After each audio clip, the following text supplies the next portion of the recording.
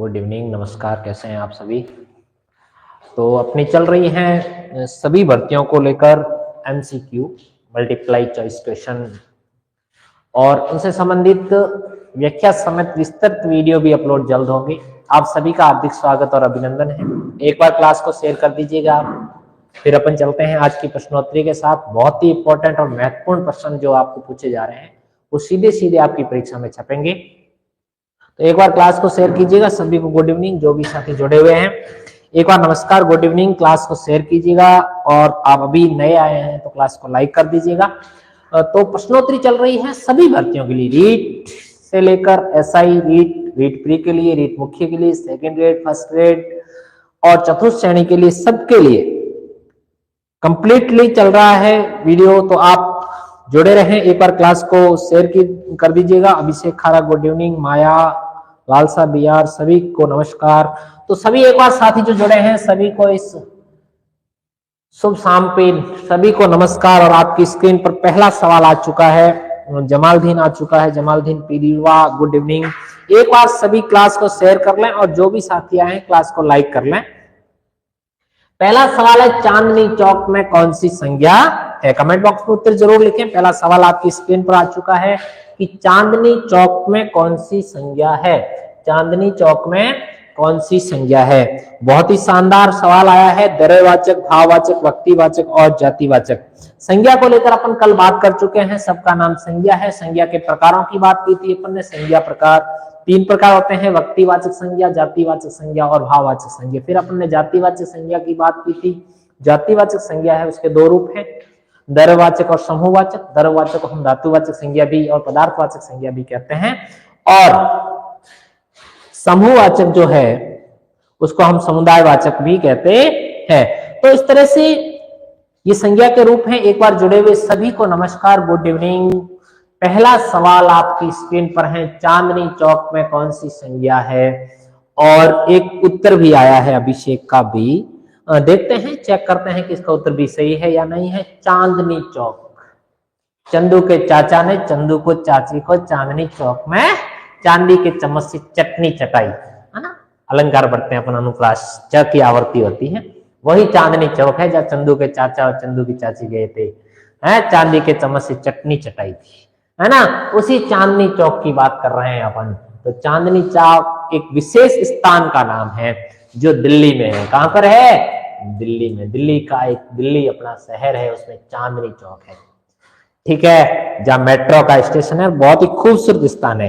तो ये विशेष जगह का नाम है, इसलिए क्या होगा? व्यक्तिवाचक होगा। द्रव्यवाचक तो हो ही नहीं सकता। भाववाचक की यहाँ कोई बात ही नहीं बनती है। जातिवाचक यदि समूह की बात करते, चांदनी चौक के भी टुकड़े होते, नहीं। चांदनी चौक एक विशेष जगह का नाम है जो दिल्ली में है, इसलिए यहाँ पर कौन सी संज्ञा होगी? व्यक्तिवाचक संज्ञा होगी। कौन सी संज्ञा होगी भाई? व्यक्तिवाचक संज्ञा होगी। Good evening.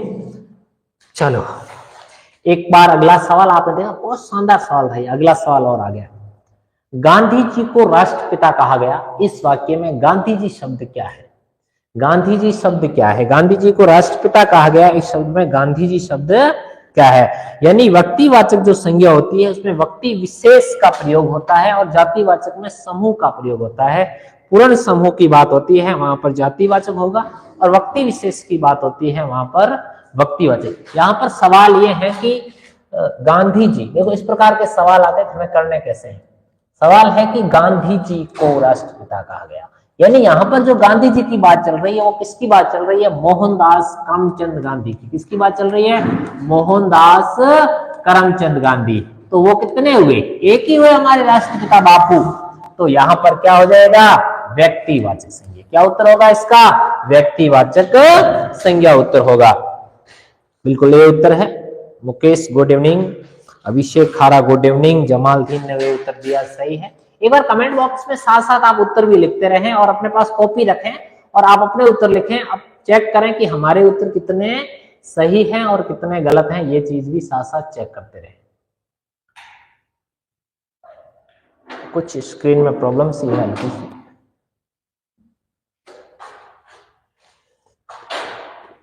हो जाएगी।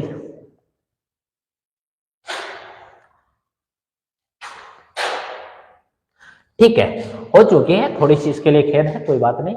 अब तीसरा सवाल आपके बीच में आ चुका है। सवाल यह है कि इनमें से किस विकल्प के सभी शब्द जातिवाचक संज्ञा। इस प्रकार के जब सवाल आ जाए तो हमें क्या करना चाहिए, पहले तो ये देखो, क्योंकि इस प्रकार की परीक्षा में सवालों से आप रूबरू होंगे थोड़े दिन बाद जब आपका एग्जाम होगा। तो इस प्रकार का सवाल आ जाए कि इसमें से कौन सा जातिवाचक संज्ञा है, कोशिश करें कि ऐसा सवाल पूछे तो उसमें कहीं व्यक्तिवाचक संज्ञा है तो उनको अलग करने की कोशिश करें, उनको अलग करने की कोशिश करें।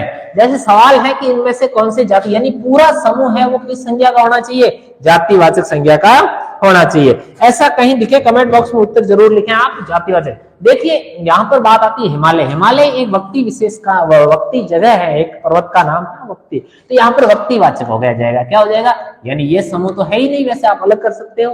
वैसे काशी जो है, काशी भी एक स्थान विशेष का नाम है, इसलिए ये भी उत्तर इसका होगा नहीं, यानी काशी भी व्यक्तिवाचक है।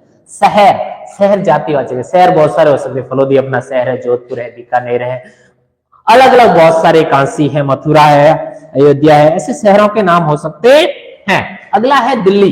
दिल्ली भी एक शहर का नाम है, व्यक्तिवाचक है। पहाड़ जातिवाचक है, कामना भाववाचक है।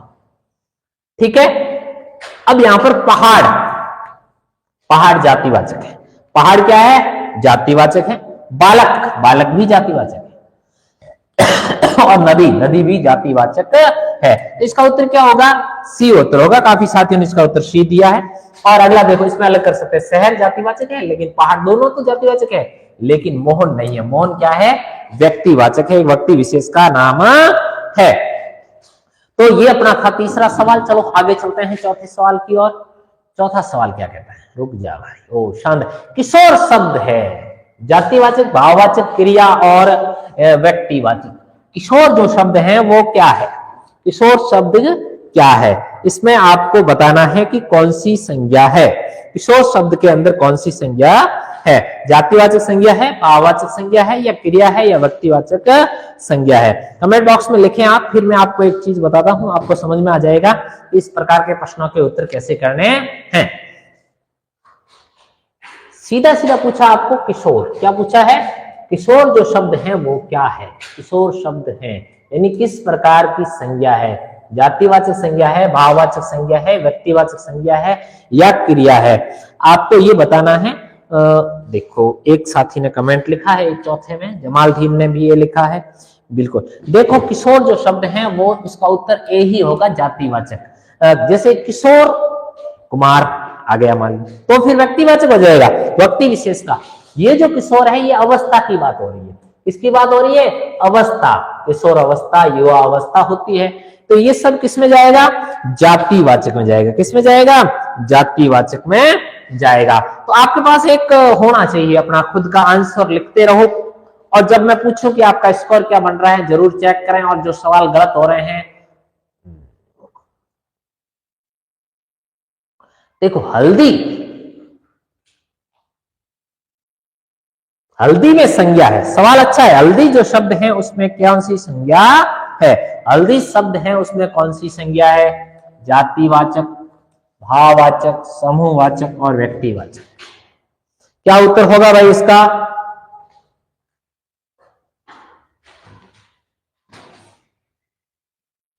हल्दी जो शब्द है वो क्या है, जमालदीन ने सी उत्तर दिया है, व्यक्तिवाचक। बिल्कुल हल्दी का उत्तर है वो सी होगा, व्यक्तिवाचक संज्ञा होगी हल्दी में। ठीक है भाई, हल्दी। अब चलते हैं अपन आगे, 6 नंबर, बहुत अच्छा सवाल। गुच्छा शब्द में कौन सी संज्ञा है, गुच्छा, भाववाचक, जातिवाचक, देशवाचक, समूहवाचक। गुच्छा शब्द, गुच्छा जो शब्द है, छठा सवाल आपकी स्क्रीन पर आ चुका है। छठा सवाल है कि गुच्छा जो शब्द है इसमें कौन सी संज्ञा है, गुच्छा शब्द है इसमें कौन सी संज्ञा है, शब्द है गुच्छा। सभी ऑप्शन पढ़ें, एक विशेष ध्यान रखें कि आप सभी जो ऑप्शन है उनको पढ़ें और फिर उत्तर दें, ऐसे नहीं कि पहले ही आप उत्तर दे दें। कुंभाराम जाट व्यक्तिवाचक था पिछले में, बिल्कुल। अब इसका उत्तर देना आपको कि गुच्छा शब्द है, हाँ बिल्कुल जातिवाचक, यदि समूहवाचक नहीं दिया होता यदि इसमें ऑप्शन, कल मैंने एक बात बताई थी कि यदि जातिवाचक और समूहवाचक में दोनों है और उसका उत्तर समूहवाचक है तो उसका उत्तर क्या होगा? समूहवाचक होगा। उसका उत्तर क्या होगा? समूहवाचक होगा। तो ये ध्यान रखना है आपको कि समूहवाचक होगा। तो बिल्कुल आपने सही उत्तर दिया है। अगला है, बहुत शानदार सवाल पूछ लिया भाई, कि निम्न में से समूहवाचक संज्ञा है दानव, पशु, छोटा और दल। छोटा और दल, ठीक है। देखो दानव, दानव कोई मोटे मोटे दानव होते हैं, छोटे छोटे होते हैं, किसी बड़े दांत वाले दानव होते हैं। तो दानव जातिवाचक है। क्या है? जातिवाचक है। देवता भी जातिवाचक है, बहुत सारे देवता है ना। अब छोटे छोटे और होते हैं, भूमि जी वगैरह, है ना। तो देवताओं के विभिन्न प्रकार, बहुत सारी चीजें होती है, वहां पर क्या होगा? जातिवाचक होगा। पशु, पशु भी बहुत सारे होते हैं, तो पशु भी क्या है? जातिवाचक। छोटा, छोटा विशेषण है। क्या है? विशेषण। छोटा लड़का है, छोटा भाई, है ना। तो छोटा क्या है? विशेषण। पीछे क्या बच गया? दल। बिल्कुल, दल में बहुत सारे लोगों के समूह की बात होती है, तो दल में क्या है? समूहवाचक है। दल में क्या है? समूहवाचक, यानी ये भी है जाति, ये भी यदि नहीं दिया होता तो जातिवाचक होता, लेकिन स्पेशली आपको जातिवाचक के अंतर्गत क्या पूछा गया है? समूहवाचक पूछा गया है। तो अब आपको क्या करना है? समूहवाचक करना है। चलो, अब आपके कमेंट नहीं देखेंगे, सीधी सीधी उत्तरों पे आएंगे 10 सवाल तक।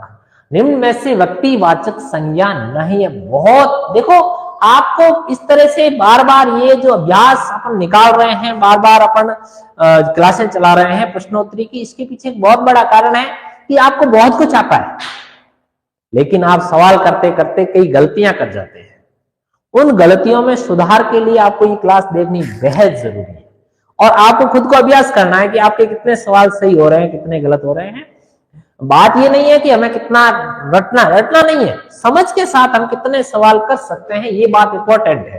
कई बार हमें सवाल आता है, लेकिन हम पढ़ने की वजह से हम उस सवाल को अलग नहीं कर पाते हैं, और कई बार हम जल्दीबाजी में, अपने कॉन्फिडेंस में, अति आत्मविश्वास में गलत उत्तर कर देते हैं।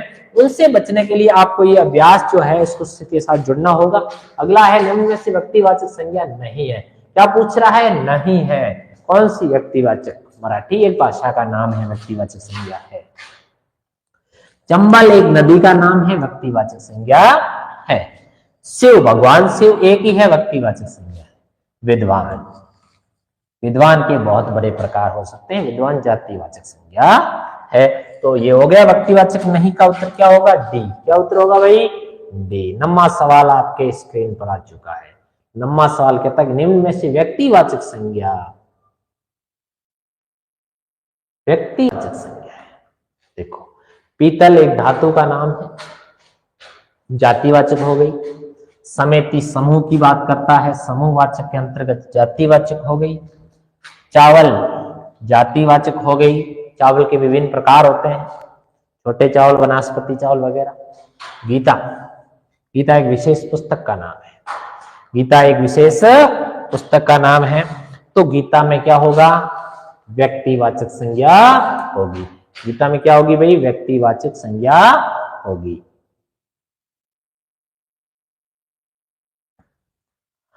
शानदार सवाल आ गया एक, नमक में संज्ञा है, नमक में संज्ञा है। समूहवाचक, भाववाचक, व्यक्तिवाचक और द्रव्यवाचक। द्रव्यवाचक, समूहवाचक, भाववाचक और व्यक्तिवाचक। नमक,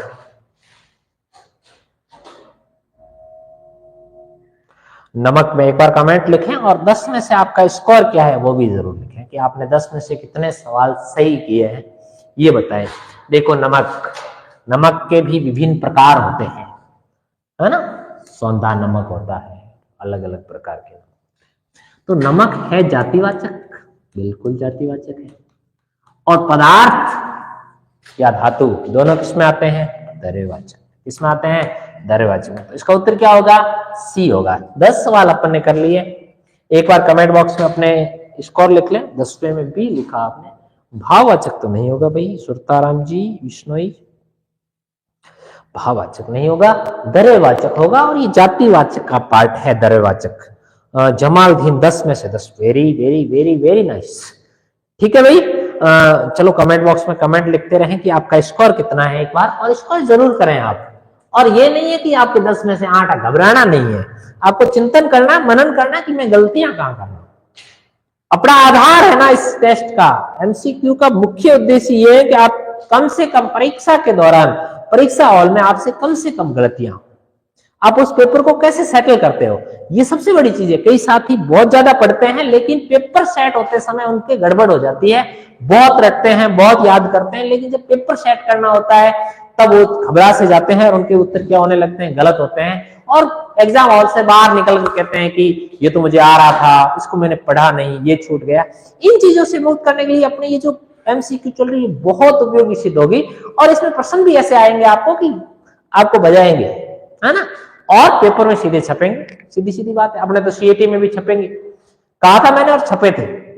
हिंदी की जो सीएटी एमसीक्यू थी